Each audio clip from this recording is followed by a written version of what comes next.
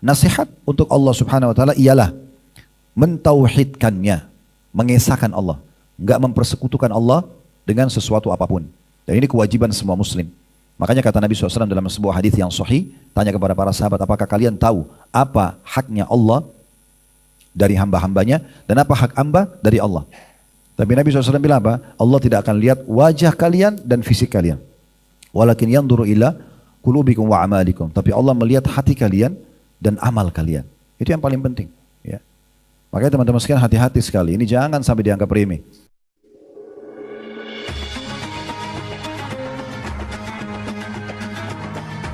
Yang subscribe, semoga hidup kaya raya, mati masuk surga. Yuk jadi bagian dari dakwah kami. Dukung operasional dakwah dan sosial kami, raih pahala amal jariah yang terus mengalir sampai hari kiamat. Assalamualaikum warahmatullahi wabarakatuh. Alhamdulillah. Sebagai seorang muslim kita pasti selalu bersyukur, memuji, berzikir kepada Allah Subhanahu wa taala. Tentu ini adalah satu-satunya ibadah yang kita kerjakan di dunia dan akan kita kerjakan juga di surga nanti. Di surga kelak sudah tidak ada ibadah kecuali zikrullah. Tidak ada lagi sholat, tidak ada puasa, tidak ada jihad. Allah Subhanahu wa taala menjadikan mengingat dan berzikir kepadanya adalah sebab utama ketentraman jiwa dan hati kita. Sebagaimana Allah sebutkan dalam firman-Nya, "Ala bidzikrillah tatmainnul qulub." Bukankah dengan berzikir kepada Allah akan menenteramkan jiwa dan hati seseorang? Tentu saja iya jawabannya. Usahakan sebagai seorang muslim, detik demi detik lisan kita tidak pernah berhenti agar selalu memuji dan memuja Allah. Apa saja. Subhanallah, alhamdulillah, wa la ilaha illallah, wallahu akbar, istighfar, baca salawat pada Nabi sallallahu alaihi wasallam, la haula wa la quwata illa billah. Namun yang paling umum adalah seseorang mengucapkan alhamdulillah, karena ini selain zikir juga dijadikan sebagai kata-kata syukur, berterima kasih kepada Allah Subhanahu wa taala, di mana Allah telah melimpahkan segala macam nikmat kepada kita. Selalu kami ingatkan diri kami, dan yang kedua tentunya baru jemaah sekalian, baik offline maupun online, kita harus menjadikan hari ini sebagai hari emas kita. Hari di mana kita benar-benar diberikan peluang oleh Allah satu hari lagi. Dan kita tidak tahu berapa hari lagi ke depan kita hidup untuk bisa melanjutkan estafet kehidupan dan memperbanyak amal-amal saleh yang merupakan tujuan kita diciptakan. Kalau di masa lalu kita sudah punya amal-amal saleh yang kita kerjakan, maka hari ini kita perbanyak. Kalau yang masa lalu kita sudah kerjakan tapi masih kurang, hari ini kita sempurnakan. Kalau di masa lalu ada amal-amal saleh yang belum kita kerjakan, hari ini kita segera kerjakan. Biar bisa menambah catatan buku amal kita. Dan kalau di masa lalu kita punya dosa-dosa, maka hari ini kesempatan bertaubat supaya tidak dihisap oleh Allah Subhanahu wa taala. Dan begitu seterusnya Bapak Ibu sekalian sampai kita wafat. Karena setiap orang di antara kita sedang menuju ke liang lahatnya masing-masing. Kalau ajalnya atau masa hidupnya sudah habis, pasti dia akan masuk ke liang lahat dan akhirnya menerima balasan dari amal-amalnya, baik ataupun buruk. Wa may ya'mal mithqala dzarratin khairan yara. Siapa yang berbuat seperti biji sawi dari kebaikan, dia akan diperlihatkan dan akan dirasakan dan dapatkan manfaatnya. Wa may ya'mal mithqala dzarratin syarran yara. Dan siapa yang berbuat seperti biji sawi dari keburukan akan diperlihatkan dan akan mendapatkan hukumannya kecuali dia sempat taubat kepada Allah Subhanahu wa taala. Allah juga mengekalkan dalam firman-Nya, selalu kami ingatkan dua ayat ini agar kita komitmen menjaga ibadah kepada Allah sampai wafat. Wa'bud rabbaka hatta ya'tiyakal yakin. Sembahlah Tuhanmu sampai datang kepadamu kematian. Dan di dalam ayat yang lain, wala tamutunna illa wa antum muslimun. Dan jangan kalian wafat kecuali sampai atau dalam keadaan Islam. Dan insya Allah kita bertemu siang ini tidak lain karena kita ingin menambah amal-amal soleh kita. Semoga kita selalu istiqomah sampai kita wafat nanti di atas kesempurnaan ilmu, iman dan amal soleh, serta jauh dari segala macam pelanggaran dan juga ujian-ujian yang berat. Allahumma amin. Selanjutnya kita panjatkan salam hormat kita kepada Rasulullah Muhammad sallallahu alaihi wa ala alihi wa sahbihi wasallam sebagaimana Allah telah perintahkan kita untuk mengucapkan salam hormat tersebut, dan tentu dengan harapan agar pada saat memperbanyak salam kepada beliau, kita akan bersama dengan beliau di dunia dengan syariatnya dan sunnah-sunnahnya, sementara di akhirat bersamanya di surga nanti. Allahumma amin. Seperti biasa kita akan lanjutkan pada buku kita Bapak Ibu sekalian, Mukhtasar Jami'ul Ulum wal Hikam, ringkasan dari buku besar namanya Jami'ul Ulum wal Hikam. Sebenarnya buku ini mengumpulkan, makna letterletnya adalah kumpulan ilmu-ilmu dan hikmah-hikmah yang banyak. Di sini diambil ringkasnya saja sehingga dipilih 50 hadis terpenting dalam Islam dan penjelasannya. Ini tulisannya Ibnu Rajab Al-Hambali rahimahullah, Jami' Ulum wal Hikam, lalu dibuat ringkasannya tentunya oleh Syekh Muhammad bin Sulaiman Al-Muhanna hafizahullah. Kita sudah menyelesaikan sampai hadis nomor 6. Ya, dari 50 hadis terpenting dalam agama kita, dan pada pertemuan yang lalu alhamdulillah sudah kita paparkan panjang lebar masalah hadis halal itu jelas, haram itu jelas, dan diantaranya ada hal yang syubhat, samar-samar. Boleh nggak sih hukumnya? Maka kita dianjurkan dalam Islam menjauhi selama kita belum tahu hukumnya. Karena yang samar sama saja masuk kepada perbuatan yang haram. Sehingga kita hanya dianjurkan menikmati yang halal, mengerjakan yang diperintahkan dan menjauhi yang dilarang. Itu kesimpulan daripada hadis nomor 6 yang sudah kita bahas pada pertemuan yang lalu. Sehingga seorang muslim tidak perlu memasukkan dirinya pada hal-hal yang bisa menjerumuskan pada hal yang tidak jelas buat dia. Hadis ketujuh ini, Bapak Ibu sekalian, yang kita bahas pada hari ini, kalau pegang bukunya di halaman 69, itu membahas juga salah satu hadis yang diberikan julukan oleh para ulama seperempat agama Islam. Seperempat agama Islam. Artinya orang kalau sudah mengamalkan isi hadis ini, sama dia mengerjakan seperempat dari isi agama ini. Saya akan bacakan hadisnya, berbunyi an Tamim ad-Dari radhiyallahu anhu, anna Nabiy sallallahu alaihi wasallam qala ad-dinun nasihatu thalathan. Qulna liman ya Rasulullah? Ya Rasulullah, qala lillahi wa li kitabihi wa li rasuli wa li aimmatil muslimina wa ammatihim. Dari Tamim ad-Dari radhiyallahu anhu bahwa Nabi sallallahu alaihi wasallam bersabda sebanyak 3 kali. Agama itu isinya semua nasihat, atau agama itu nasihat. Lalu kami bertanya para sahabat, untuk siapa? Kata Nabi SAW, untuk Allah, kitabnya, rasulnya, dan untuk pemimpin kaum muslimin dan serta muslimin secara umum. Serta muslimin secara umum. Hadits ini Bapak Ibu sekalian, ya, hadits yang pendek tetapi memiliki makna yang sangat luas. Kita lihat misalnya di situ yang pegang bukunya ada Al-Hafidh Abu Nuaim. Ini salah satu kata atau nama ulama. Al-Hafidh maksudnya adalah julukan bagi orang-orang yang memiliki hafalan dan ilmu yang luas. Ya. Abu Nuaim rahimahullah berkata, hadits ini memiliki kedudukan yang tinggi. Muhammad bin Aslam At-Tusi rahimahullah menyebutkan bahwa hadits ini mengandung seperempat agama. Ini yang tadi kita sebutkan ya. Jadi dia mengandung seperempat agama. Nanti akan kita jelaskan panjang lebar kenapa hadits ini dianggap seperempat agama padahal sebenarnya pendek ya. Imam At-Tabarani rahimahullah meriwayatkan dari Hudzaifah bin Yaman radhiyallahu anhu bahwasanya Nabi SAW bersabda, "Man la yahtammu bi amril muslimina falaysa minhum, wa man lam yumsi wa yusbih nasihan lillahi wa rasulihi wa li kitabi wa li imami wa li ammatil muslimina falaysa minhum." Ini alasan kenapa dianggap ini adalah seperempat agama. Ada sebuah hadis ya, dari tadi diriwayatkan oleh Abi Dzar, Hudzaifah bin Yaman, lalu disampaikan oleh Imam At-Tabarani rahimahullah, yang artinya kata Nabi SAW, barang siapa yang tidak peduli dengan urusan kaum muslimin, mau umat Islam dibantai, umat Islam lagi menghadapin bencana alam, apa saja dia nggak mau peduli, tidak ada sama sekali kepeduliannya, enggak doa, enggak bantu materi, enggak bantu juga kita secara fisik, enggak ada kepedulian sama sekali. Barang siapa tidak peduli dengan urusan kaum muslimin, maka ia tidak termasuk golongan mereka, tidak dianggap Islam. Kemudian barang siapa yang pada petang dan pagi harinya, maksudnya sepanjang harinya, tidak memberi nasihat kepada Allah, Rasulnya, kitabnya, pemimpinnya, dan kaum muslimin pada umumnya, maka tidak termasuk golongan mereka. Artinya, kalau Bapak Ibu hidup dalam sehari kayak tadi dari pagi sampai malam nanti, sama sekali nggak ada nasihatnya. Nasihat nanti kita jelaskan, nasihat untuk Allah itu apa, kita menjalani ketaatan kepadanya. Nasihat untuk Rasulullah SAW, kita mempertahankan sunnah dan menyebarluaskan. Nasihat untuk kitab Allah, kita mempelajari Al-Quran dan kita ajarkan kepada orang lain. Nasihat untuk pemimpin kaum muslimin, bagaimana kita mendoakan mereka kebaikan. Kita juga mentaati selama tidak melanggar hukum agama gitu ya. Kemudian juga nasihat kalau dia salah kita ingatkan. Kemudian umumnya kaum muslimin. Jadi nggak boleh Bapak Ibu lihat misalnya ada tahu nih tetangganya tidak berhijab, lalu kita diam aja, udah terserah dia deh, dia masuk neraka sendiri. Nah itu nggak boleh.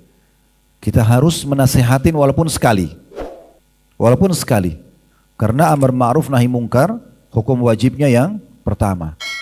Ada tetangga kita nggak sholat, wajib kita ingatkan, nggak boleh kita diam. Ya. Karena kalau kita diam, kita tidak dianggap muslimin. Begitu adalah hadis ini. Ya. Jadi seakan-akan kita percuma jadi muslim kalau kita nggak peduli dengan masalah-masalah ini. Nah, ini hadis yang kedua ini yang baru kita baca tadi kan. Hadis pertama, hadis landasan bab kita. Hadis kedua ini yang menjadi jawaban kenapa sebagian ulama seperti tadi disebutkan sebelumnya, Muhammad bin Aslam At-Tusi rahimahullah mengatakan hadis ini adalah seperempat agama. Karena dianggap tidak muslim kalau dia tidak peduli. Ya. Seakan-akan dia bukan muslim, makanya dia harus peduli dengan masalah ini. Nanti akan kita jabarkan lebih panjang lebar tentunya ya. Selanjutnya Khattabi rahimahullah, seorang ulama lain berkata, nasihat, makna nasihat di sini adalah Satu kata yang dimaksudkan untuk mengungkapkan sebuah kalimat yang menghendaki kebaikan untuk pihak yang dinasihati. Kata an-nusuh, nasihat nusuh dalam bahasa Arab, secara bahasa atau etimologi artinya bersih.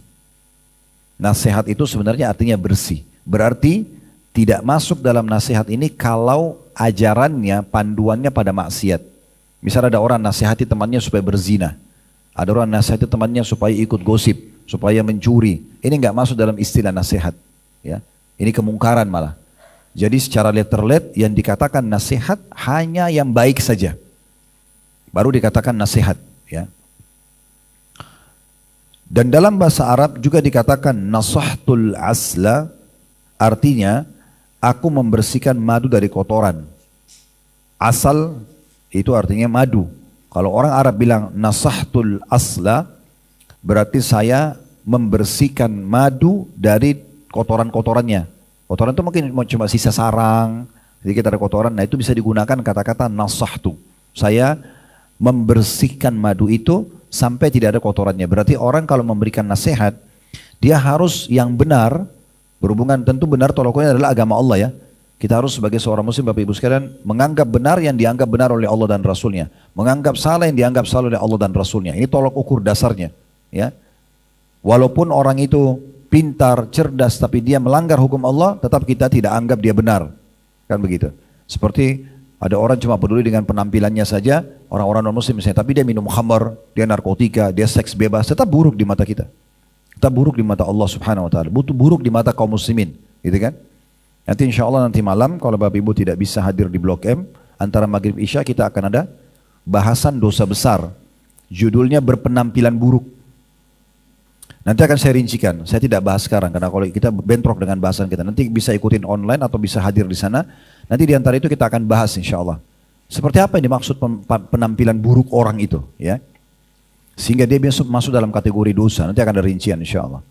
Jadi intinya sebenarnya dari apa yang dijelaskan di paragraf yang disampaikan oleh Al-Khattabi, nasihat itu harus sesuatu yang bersih, ya, yang benar, tulus dari hati. Semua yang diungkapkan dalam bentuk nasihat sifatnya murni karena ikhlas karena Allah pasti berefek. Ya. Kalau ada si A sama si B menyampaikan dengan tujuan mendapat ridho Allah, temannya tidak sholat, maka walaupun bahasanya lebih sederhana, pasti akan sampai menyentuh kepada si orang yang dinasihatin. Kalau si B misalnya menasihatin hanya karena supaya dibilang dia pintar, hanya karena supaya dia punya nama atau kedudukan di orang yang dinasihatin, maka itu tidak akan berefek. Abu Amr bin Salah rahimahullah berkata, nasihat ialah kata yang memiliki makna global, terkandung makna seseorang yang melakukan kebaikan bagi orang yang dinasihati secara tujuan dan perbuatan. Ini masih makna nasihat. Artinya, menurut Abu Amr bin Salah rahimahullah, kalau anda mau nasihat, maka dia sifatnya global. Dia tidak harus masuk ke masalah urusan dunia saja, urusan akhirat saja. Misalnya, Bapak Ibu melihat ada tetangganya rumahnya kotor, tidak terawat. Lalu kita datang dan kita ngobrol, karena sudah dekat baru kita kasih masukan. Itu alangkah baiknya kalau sampahnya ditata seperti ini, alangkah baiknya kalau ditata seperti ini. Misalnya, ya itu juga termasuk dalam bab makna nasihat. Berarti seorang muslim, dia menasihatin seseorang di depannya, baik urusan agama atau urusan dunia. Gitu kan? Ini penting untuk digarisbawahi ya. Misalnya maaf, kita jalan dengan seseorang badannya nggak enak baunya. Kita jangan biarkan. Tapi mungkin kita mencari jalan. Minimal kalau kita takut dia tersinggung, kita doakan semoga Allah berikan dia penjelasan. Atau kita punya cara lain lah. Ya. Saya pernah naik satu mobil dengan beberapa orang gitu ya. Tapi salah satu yang di dekat saya itu bau badannya nggak enak. Ya. Gimana caranya saya untuk menasihatin orang ini? Karena nggak enak di mobil rame-rame gitu ya. Tapi saya punya waktu ketemu sama orang ini hanya detik-detik itu saja. Setelahnya kami akan berpisah, mungkin tidak ketemu lagi, saya tidak tahu. Dan memang betul setelah itu lama sekali kami nggak ketemu. Subhanallah, saya sambil memohon sama Allah, ini apa jalan keluarnya? Saya pengen raih pahala juga di sini. Tiba-tiba terlintas di benak saya lihat ada satu minimarket di jalan. Saya bilang sama drivernya, tolong mampir sebentar Pak, ada keperluan. Saya turun, saya beli minuman, beli snack-snack untuk makan rame-rame di mobil. Taruh satu orang satu kresek masing-masing, tapi khusus dia saya tambahin roll on. Iya, saya tambahin roll on, itu kan sama ada saya kasih juga ada parfum saya beli. Terus saya kasih satu ini, ayo silakan. Terus untuk dia saya bilang, ini ada kebetulan yang biasa saya pakai, siapa tahu antum cocok gitu. Dan alhamdulillah dia ambil. Tapi subhanallah setelah itu saya ketemu nggak pernah saya cium bau badan. Karena laki-laki tentunya ya. Ini sesama jenis saya, jangan salah paham. Ini suka dipelintir-pelintir soalnya ya. Ya. Tapi maksudnya ini salah satu retorika yang bisa kita lakukan gitu ya. Atau mungkin tadi kalau rumahnya berantakan, ibu mungkin mau nasihatin tetangganya tapi dengan cara ibu tata rumahnya dengan rapi lalu undang dia misalnya. Undang ke rumah, ngobrol-ngobrol, biarin dia lihat itu taman yang rapi, biarin dia lihat penataan rumah, ruang tamu, mungkin dapat hidayah karena itu. Ya, itu salah satunya. Jadi banyak sekali celah kita bisa dapat faedah, ya, pahala maksud saya dari nasihat seperti ini. Itu apalagi kalau urusan agama ya, apalagi kalau sampai tidak sholat, tidak puasa, nah itu memang kita harus menyampaikannya. Dan retorika yang sederhana saja. Yang penting kalau kita niatkan karena Allah tadi saya bilang pasti akan sampai pesannya ya. Kalau ibu dan bapak masih menghubungkan dengan masalah urusan dunianya hanya karena supaya bisa punya kedudukan di sisi dia atau hanya supaya orang lihat kita menasihati, maka itu tidak akan berefek. Selanjutnya di paragrafnya di bawah kalau yang pegang buku, nasihat untuk Allah Subhanahu wa taala ialah dengan mentauhidkannya. Sekarang sudah masuk rincian hadis. Perhatikan lafaz hadisnya ya, saya ingatkan kembali. Kan lafaz hadis kita dari Tamim ad-Dari radhiyallahu anhu, beliau mengatakan bahwasanya Nabi SAW bersabda, ad-dinun nasiha thalathan. Agama ini semuanya nasihat, 3 kali Nabi ulangi. Sudah kita jelaskan tadi makna nasihat. Dan nasihat itu harus yang bersih, baik, ya, yang baik dipandang oleh Allah dan Rasulnya, bukan baik dipandang kita, gitu ya. Karena bisa saja orang anggap nasihat itu baik, tapi dia salah. Seperti contoh orang nasihatin temannya untuk hadir ke sebuah party atau acara mabuk-mabukan, narkotika, bagi mereka baik, tapi itu tidak bisa kita anggap baik, gitu ya. Dan juga dia masuk dalam urusan agama dan urusan dunia. Selama itu ada maslahatnya baik, kita berikan nasihat. Nah sekarang kita masuk, setelah itu sahabat mengatakan, ya Rasulullah, untuk siapa nasihat-nasihat itu? Nah, Nabi mengatakan yang pertama lillah, untuk Allah. Nah bagaimana kita memahami ini? Nasihat untuk Allah. Bisa Bapak Ibu lihat yang pegang bukunya di halaman 70, di paragraf kalau dari atas itu yang keempat ya. Penulis mengatakan, nasihat untuk Allah Subhanahu wa taala ialah mentauhidkannya, mengesahkan Allah, enggak mempersekutukan Allah dengan sesuatu apapun. Dan ini kewajiban semua muslim. Makanya kata Nabi SAW dalam sebuah hadis yang sahih, tanya kepada para sahabat, apakah kalian tahu apa haknya Allah dari hamba-hambanya dan apa hak hamba dari Allah? Maka mereka mengatakan Allah dan Rasul lebih tahu. Kata Nabi SAW, hak Allah adalah, dan itu kewajiban hamba, mereka menyembahnya dan tidak menyekutukannya. Kalau mereka lakukan itu, hak mereka dari Allah adalah Allah akan masukkan mereka ke dalam surga. Jadi tidak boleh sama sekali kita merusak tauhid kita setiap hari. Karena ini harus setiap hari berjalan, setiap saat. Jangan pernah rusak tauhid kita.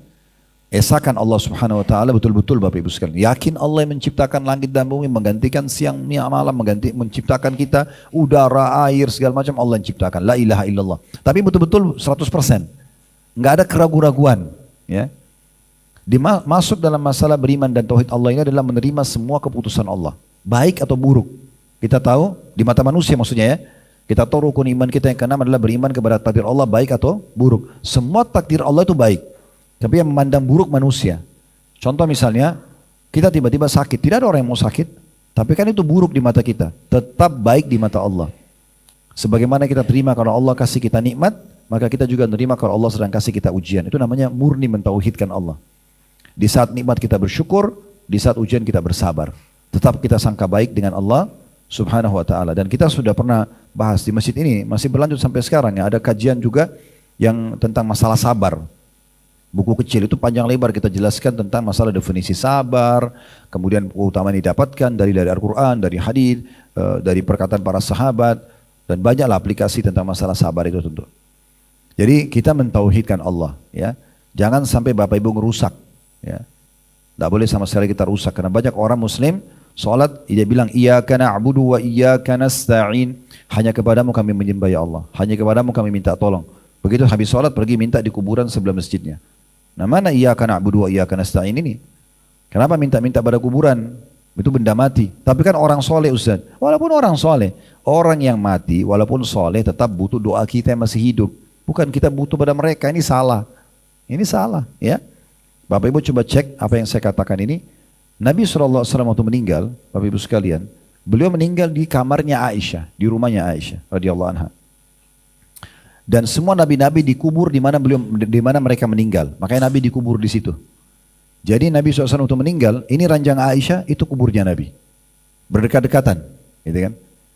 30 tahun lebih Aisyah hidup setelah Nabi SAW meninggal. Karena Nabi meninggal di tahun 11 Hijriah. Masa Abu Bakar 11 sampai 13 Aisyah masih hidup. Ya, setelah 2 tahun. Kemudian 10 tahun setelah itu Umar bin Khattab 13 sampai 23 Aisyah masih hidup. Di masa Utsman bin Affan 23 sampai 37 masih hidup. Di masa Ali sampai tahun 40 Hijriah beliau masih hidup. Dan Aisyah hidup sampai di masa Muawiyah. Ya, khalifah atau raja pertama dalam Islam yang mendirikan dinasti dalam Islam, sahabat Nabi dan ipar Nabi radhiyallahu anhum ajma'in. Baru disitulah wafat Aisyah. Jadi tahun 11 Nabi meninggal, ya, Aisyah itu meninggal di atas tahun 40-an. 30 tahun lebih. Belum ada satu riwayat pun Aisyah itu minta sama kuburannya Nabi. Belum ada. Belum pernah Aisyah ambil tanahnya Nabi, minta ya Rasulullah tolong saya, nggak pernah. Tidak pernah juga ada sahabat Nabi, ada tabi'in yang belajar dari para sahabat yang datang minta-minta di kuburan Nabi, nggak ada. Mereka datang, ucapin salam, mereka pergi. Bahkan dinukil dalam beberapa athar, tidak semua sahabat yang datang sholat 5 waktu yang masih tinggal di Madinah itu selalu datang ziarah kuburan Nabi, tidak setiap saat. Sesekali mereka ziarah, ucapin salat, mereka pergi. Kalau kuburan Nabi saja tidak diambil manfaatnya, bagaimana dengan kuburan lain? Ya. Mereka jadikan itu sebagai sumber pendapatan, itu haram. Ngumpul-ngumpulin uang dari kuburan, dikemas-kemas, hanya orang jadi sesat, orang jadi minta-minta pada kuburan gitu ya. Makanya kata Imam Nawawi rahimahullah, saya heran dengan orang yang minta-minta pada kuburan, padahal di bawah kuburan itu orang manusia seperti dia tapi bisa jadi tulang bulang, tidak bisa buat apa-apa lagi. Apa maknanya kita baca salawat kepada Nabi Muhammad SAW? Salawat itu kita minta agar Allah curahkan tambahan rahmatnya. Kita doakan Nabi Muhammad SAW. Kenapa kita doakan lagi Nabi? Nabi kan sudah diampuni dosanya. Berarti menandakan orang mati pun masih membutuhkannya. Gitu kan? Nabi Muhammad SAW membutuhkan juga rahmat Allah SWT. Kenapa para sahabat kita bilang ridwanullahi alaihim radhiyallahu anhu, kalau laki-laki radhiyallahu anha, kalau perempuan. Padahal mereka ada yang mati syahid, ya. Ada yang sudah menjadi pasangan Nabi, ada yang menjadi ipar Nabi, ada yang menjadi pendukung Nabi, banyak. Tapi mereka tetap kita doakan. Orang-orang yang sudah meninggal kita bilang rahimahumullah, ya. Bahasa Indonesia bilang Allah yarham, ya. Itu kita doakan. Karena memang orang-orang mati itu butuh. Jadi jangan rusak tauhidnya ini. Jangan lagi percaya orang-orang dukun-dukun ini yang sekarang ganti gelar menjadi orang pintar, ya. Dulu dukun, ya.